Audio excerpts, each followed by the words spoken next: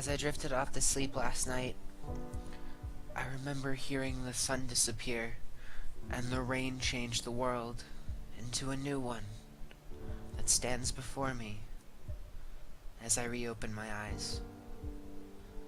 Anyway, the bottom of the well. We are playing a visual novel. That was so good for a second there. You heard that, right? We're playing a visual novel about Alice, which all of you know who she's supposed to be just based on this title here. And she's seen the end of the world, and we're going to find out how it happens. This is a choice-based, I guess, visual novel, and yeah, we're just going to find out what it is. But this is Dot.Sain, I'm Scanoru, and welcome to the bottom of the well. This game is, I just explained all of this, meaning it is a mainly text-based piece of interactive fiction, a book where you get to decide what happens next. Most of the gameplay consists of picking your choice from a selection of options which will further the story. Bottom of the Well does have some gameplay aside from multiple choice though, the most important of which is the kind of Alice or our protagonist you're going to play. For your first playthrough, we recommend you use default Alice, but customization is there to be used. Even if you complete the game, a different Alice might have a very different experience. If nothing else, you might just find a new way to die. Thanks. Thank you for playing our game. I would like to default Alex. I would like random generated Alex. I would like a custom Alex. I would like the dark Alice. I would like a custom Alice. Sorry. You can customize your Alice down to individual stat points if you wish, although it is not recommended for your first playthrough. It is, however, advised for subsequent playthroughs. You have to invest all 9 points before you can continue. Okay. You do start customizing. Oh, click on the icons. Okay. So I'm gonna do. This go represents the time Alice. Not done.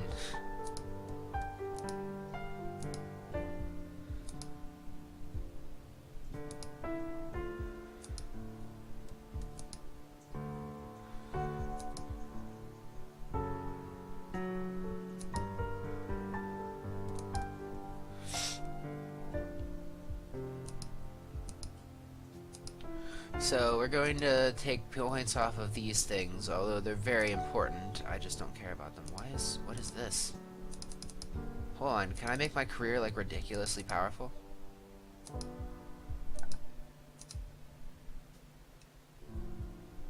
I don't understand. That's weird. Oh, that's my reserve. Okay, yeah, 2 in career, 2 in fitness. Okay, I'm good. Let's damn it. Go here. Sorry, the mouse is actually a little bit higher than the actual thing. That was kind of weird, actually. Accept and start. Like, my mouse is an inch above everything. Hey, look, a computer. This is so cool. I would love this computer. The weirdest dream. Okay. Is this the Mad Hatter? Did you catch the anniversary reading last night? No. Well, I tried, but I fell asleep. Listen about that. You fell asleep? Oh, come on. Alice in Wonderland is like our favorite. Let me finish. Something happened. I was tuning in on my radio, sorry. You're such a I don't know that word. Somebody tell me in chat, or in the comments. Amazing, I can even catch you online. Shut up, I'm not a Luddite. I just like analog things. Oh, I get it. Non-tech.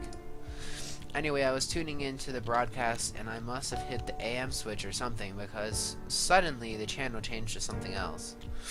What? Aliens? Oh. Government-run numbers stations?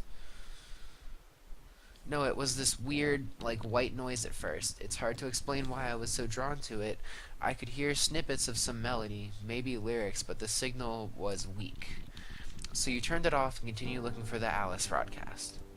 So I went out on my balcony and turned the antenna around until the signal came through clear. It now sounded more like music with the Oz signal in the background. ... When logic and proportion have fallen sloppy dead and the White Knight is talking backwards and the Red Queen's off with her head. Oh, so somebody's pirate radio broadcast of golden oldies. It felt like there was something else there, some message that the music was hiding. I know it sounds weird, and then I fell asleep. What a story. No, hear me out. I dreamed, and I didn't know I was dreaming. Do you understand? It was entirely lucid, but like waking up in another world, except I didn't think of it as another world. Ugh, does this make any sense? You have a super lifelike dream where you didn't know you were dreaming, but you were still lucidly in control. Sounds pretty rad to me. I'm sure it would have been, except for the whole end of the world. Apocalypse bit in the dream. Okay, now you've got my attention.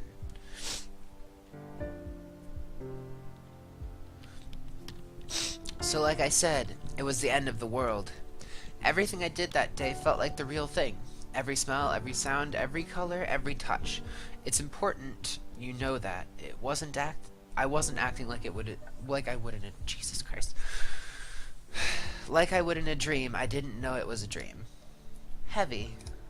Like how his name's Mad Age. There was no warning, no build-up, nothing. Just between one moment and the next, the TV had turned to the emergency alert system, and this voice that sounded like it had been recorded in the 60s told us we were under attack. Were you alone? Yeah. I had just gotten back from the store and was unpacking my groceries. I had the TV on to catch the evening news and weather. I remember buying a lot of canned food for some reason. Since when do you have more than a spare packet of ramen noodles in your cupboard? Hey, stop underestimating me. Future Dream me was a pretty organized type. Although, blesh, I don't know what I was thinking with all those cans. Definitely paranoid. Anyway, what happened next? Like I said, the TV was suddenly turned to the emergency alert system. Jack the volume all the way up, too. I didn't even know they could do that. The broadcast told us we were under attack, right now, and that we needed to get to shelter, that we had less than 30 minutes before the bombs hit. And running will not help you. Jesus, sounds scary. At first I didn't want to believe it. I switched the channel, but they were all the same, and then the sirens started. Tornado sirens, flood sirens, I don't know. Sorry. I just woke up, and I knew things were serious. So what'd you do? I went online to find out what was going on. I immediately tried to call Chez? Like Cheshire? Okay. I needed to think about my options. Let's try and call Chez. Who's that? My, boyfriend. I mean, I don't have a boyfriend, but in my dream I did. Wait, tell me more about this sudden new boyfriend of yours. I thought you weren't in the dating scene. Actually, I've been thinking about putting myself out there. Like maybe some online dating or something. Although I'm kind of afraid to check OkCupid right now. That's funny for me for some reason. Don't worry about it. What if there's a guy there named Chez? Good icebreaker. Hi, I'm Alice. I dreamed about you last night. You were my end of the world buddy. Funny. Aren't I just? You were saying about Chez. What kind of a name is that anyway? I wasn't really. I mean, yeah, he was pretty hot, I guess. And smart and into me. What more could you ask for? I can sense you blushing all the way over here. Maybe I should check my OkCupid profile, actually. So what did your boyfriend think? Well, first I tried calling him, but all I got was a pre-recorded network busy message, but the net still works, so I hit him up there. I mean, we did most of our communication in chat anyway. And I found him, but there was no time for, well, anything. I started typing, you know, holy hell, what the WTF is going on style stuff, and he just tersely replied he had to go. He said he had somewhere he needed to be, and that was that. No explanation. He logged off. No White Knight to the rescue. Jesus, I didn't know him that well. We'd only been dating for a few weeks. It was kind of a dumb thing to try anyway. I guess. So what did you do then?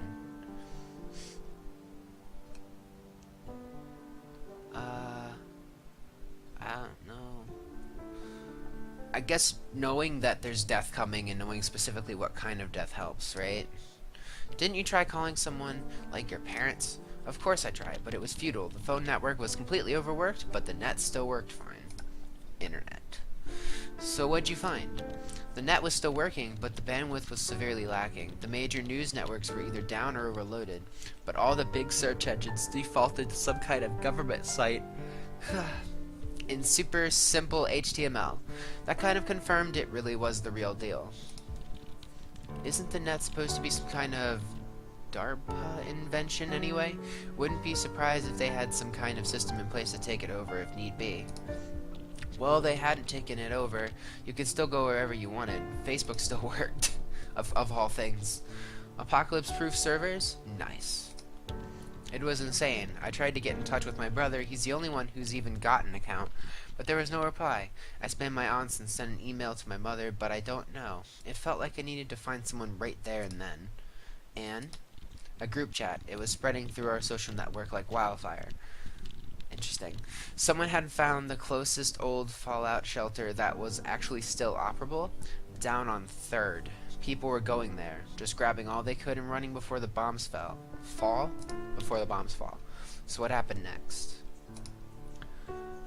You know, I did find you online. That must have been useless. I'm all the way over in Old Blightly, unless things were different in your dream.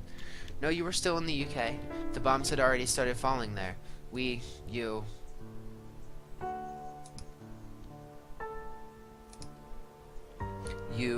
disappeared. There was nothing more to do. It was only a dream, Al. Sure. So then what?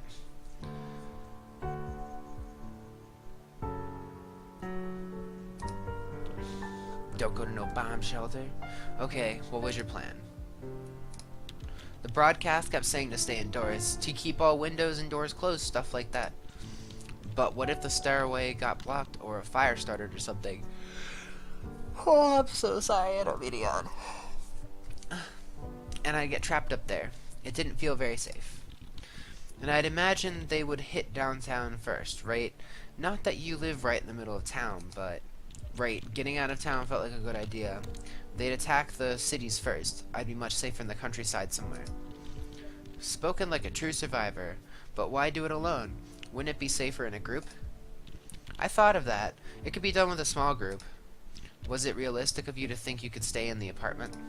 Realistic? It wasn't like I had been through a lot of apocalypses before. I'm not sure what constitutes realistic. I had enough food in my cupboards to last me a little while, so at least I had that going for me. That was because I chose, whatever it was, supplies in the initial custom thing. Oh yeah, and then I had my trusty radio, of course. I tried it, and it worked. It was setting out the same emergency broadcast as the TV. And you called me a ludet. You got me there. So what did you do? Fallout shelter seemed like the best option. I decided to try to leave town. I decided to tough it out. I'm gonna try and leave town. I had a feeling this was going to prove to be more difficult than just taking the Greyhound. Yeah, but I knew I didn't have a lot of time to spare, so I hurried out and... Wait. You didn't leave empty-handed, did you? Oh, right, yes. I grabbed the biggest bag I had.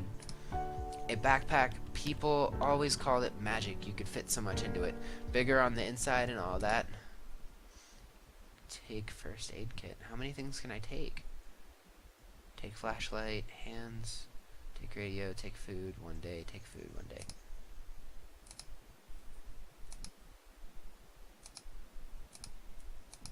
I'm gonna take all this nonsense. All this nonsense.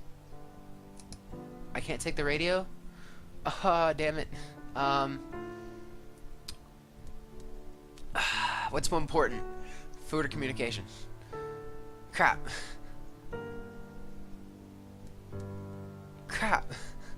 Alright, no, let's drop food, because we can probably find food. Let's take the radio. Oh, yeah. Okay. Weren't you terrified? It's not like you were going camping. Fuck, my hands were shaking the whole time, but I was kind of working on automatic. I even turned off the TV and the lights before leaving. So if you weren't planning on sticking around for the bombs to fall, and if you weren't planning on going to a shelter to hide from them, what exactly was your plan? Well, I needed to get out of the downtown area fast, which left a few options. The streets. I can imagine they must have been pretty bad. You live centrally, don't you? Yep, and yep. The streets were bad. When I got out of the front door, it struck me. Accidents everywhere, gridlocked as far as the eye could see. Panic, bedlam, awful, all that terrible things. I should have said oh my, but whatever. So no buses, no metro, and you don't own a car, correct?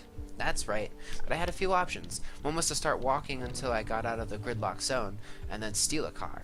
People were leaving them with the keys in the ignition, just running away. Okay, sounds awful, and reasonable. Another would be to try to find a car, as soon as possible, and then use it to make a way out of the gridlock. What? Like in the action movies, a truck or a bus or something smashing through? Something like that.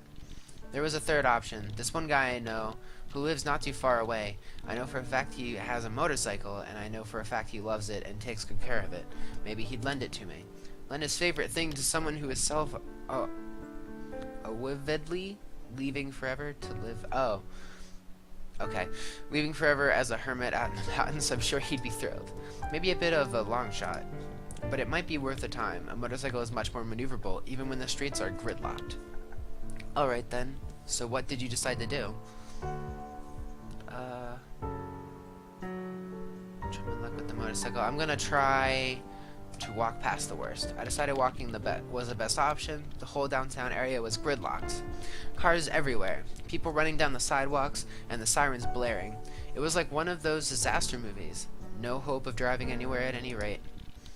But where was everyone going? Most of them were going home, I think. People were just in the wrong place at the wrong time. And there you were, running away from home.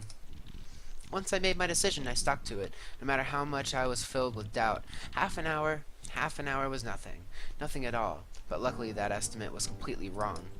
Sometimes I'll walk half an hour in the wrong direction just because I stubbornly refuse to believe I'm lost. I couldn't read the lie because of the skip. I didn't know what was the right direction.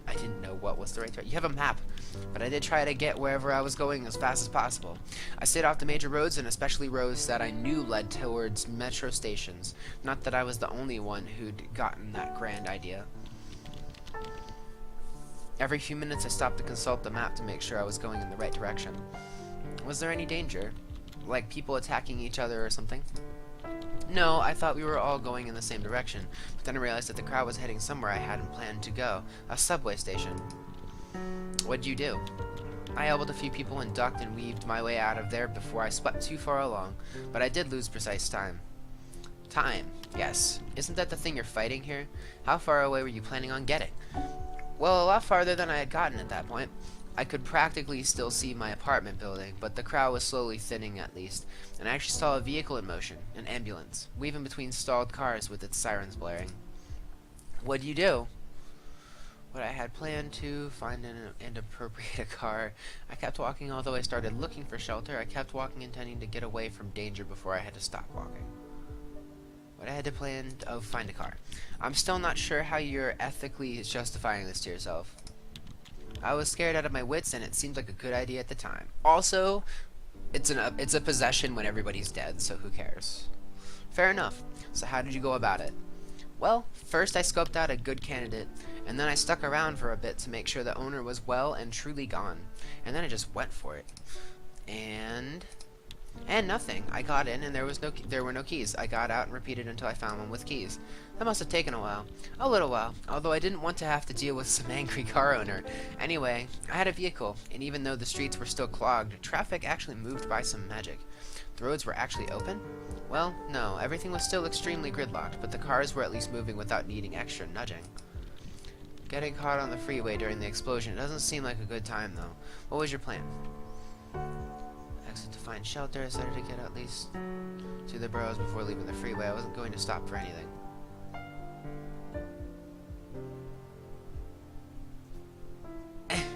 If you drive for so long and you get stuck, I'd probably just get out. You actually made it that far? How long was it until the bombs actually hit? I'm not entirely sure, but something like 2 hours. I think they hit everywhere else before they hit us. I'm not really sure why. Missile shield? Do we have one of those? Anyway, I knew that I was pushing my luck trying to get any further, so I started looking for likely shelter stat? For likely shelter stat. I guess status? I parked the car and got out. The area I was in was mostly filled with single houses, many of them occupied, but some looked empty. I was running out of time, so I thought I'd start banging on doors and ask to be let in. The first house I went up to, well, when I tried to handle, it just opened, so I went in. Huh? You're lucky as hell then. If what I hear about Americans and their castle doctrine is true, what if there'd been someone standing there with a shotgun? I don't know, shotgun to the gut or a nuclear bomb searing off your face. I'm not sure which would be worse. Point is, 4 walls is better than none. Fair point. So, how did it go? I knew the most important thing was getting to shelter away from windows and walls. The bathroom in the center of the house seemed the safest. No basement? No basement. What about, like, food and things? Whatever the cupboard contained, I took with me to my shelter, of course, and tried to protect it as best I could. So, the bombs, they actually hit then, in the dream? The first thing that happened was the windows blew in. I just closed my eyes and pulled up my knees and made myself as small as possible. The bombing continued for I don't know how long. But aside from the windows, we seemed to be pretty okay, actually. Wow, strong house. Good foundation. So it was worth it to go all the way out of town then. I didn't want to think about what it was like downtown. It was scary enough out there. A few cars drove past and I heard sirens. At one point I ventured out to glance out the window once the bombs had stopped hitting, and I saw a city center in flames. But at least you got out. How long did you wait in the house? For 24 hours. I wasn't planning on leaving. We're a curious little bunny. I don't know how safe the house was from fallout, really. Windows blasted open and all that, but it was probably safer than walking the streets, and as long as I only ate the uncontaminated food, it ought to be okay, I thought. All the food I had on me really did go, and in the end I even had to supplement a bit from the cupboards. I'm sure it was fine. So you ate through all of your supplies, and then... Oh, that's not what I thought. I thought I clicked the 24-hour one. Darn it. I wanted to keep going. Screw Chess. Screw Chess in the face. I wanted to keep going. There were a lot of other survivors on the road as well, and soon enough the rumor started circulating. There was a government evacuation center set up in the old college. Everyone was going there. The college? As in your college? Yup, talk about coming back to the beginning anyway. Anyway, that's where everyone was headed. There was just one minor problem. Oh? The river. There's a river? Not something I had thought about either. I didn't live anywhere near it, so whenever I crossed it, I just drove over it. But there it was, a geographical reality. So, I mean, the bridges were surely still there. True, but when we approached them, we realized they were occupied. Uh-oh. By whom? I'm not sure. I saw them from afar and kind of ducked into cover. I saw immediately they weren't good news. They had guns and were harassing the other people who'd come to the bridge. I think they were mugging them. Did they let anyone pass? Yes, some, but I didn't know what the price was, or if they had some other criteria for letting people through. So what did you do? To wait nearby and see what happened, I went up to them and confronted them. There are other bridges. I went down river to find one. I don't really know, to be fully honest. Let's go with there are other bridges across. I went downriver to find one. And once I say the other bridges didn't have similar setups, it seems like a likely thing to do. I was willing to take the chance. I wasn't going to tangle with a group of armed men, even if I lost some time. How much time did you lose? Well, that's the thing. I walked about a day through incredibly terrible terrain towards the nearest bridge.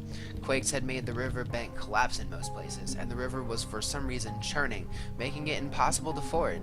And when we finally arrived, it was broken. Yes, it had collapsed. Oh, jeez. No hope of getting over? Well, it had collapsed, but not totally. Half of it was dragging in the current. Some cars still hanging on by some form of magic. Maybe it could be possible to balance across. But it looked pretty risky.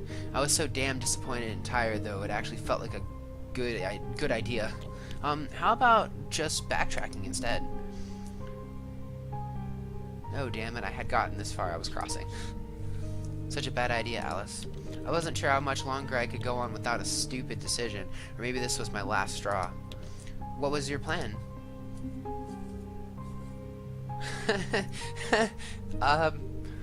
We're gonna go take it slow and careful. I edged my way across it in fits and starts, but it still held a few cars, didn't it? What difference did one more human make? Uh-huh. When it started creaking, I picked up my feet. I was too far along to turn back. Told you so. I scrambled up on a car that started sliding. I tried to grab hold of something in a panicked scramble and managed to steady myself against a piece of railing. And then I was yanked bodily and violently backwards. My coat had somehow gotten snagged on the car. I couldn't even see how. I barely had time to scream before I was already under the water, seeing nothing but bubbles and the rapidly disappearing light. Jesus, Alice. I wouldn't recommend drowning to anyone, but luckily it was just the first breath that hurt. After that I had just kind of drifted off. And thus concluded my dream. So we drowned, everybody! Well, that was interesting. What do you think? I think it felt incomplete, like there was something missing. That wasn't the way it was supposed to end, you know? Dreams are supposed to end in certain ways. This one was, I think it felt like it was trying to tell me something, but I wasn't listening closely enough. Maybe you can try again next night. See if you hear the same recording. Speaking of, what frequency was this on? That's the weird part. When I try to see... sorry, jeez. So yawny. I realized I had hit the right channel, and that it was in fact reading Alice in Wonderland.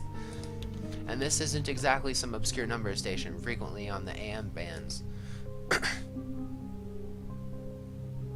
Well, maybe you'll dream it next night again. Anyway, that's the good thing with dreams. You can always dream them again. And maybe do something different the second time around. What they're telling me is I lost everybody. So there you go.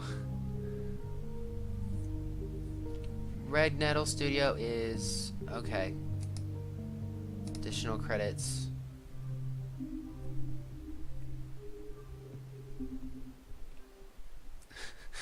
First death and better prepared 1/5 apparently.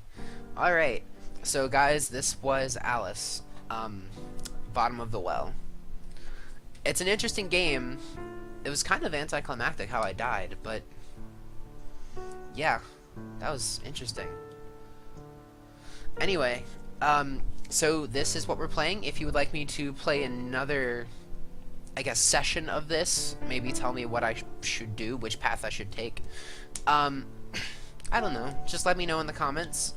This is pretty interesting and pretty fun. So, you know, I hope you enjoyed. Thanks for watching. Bye-bye!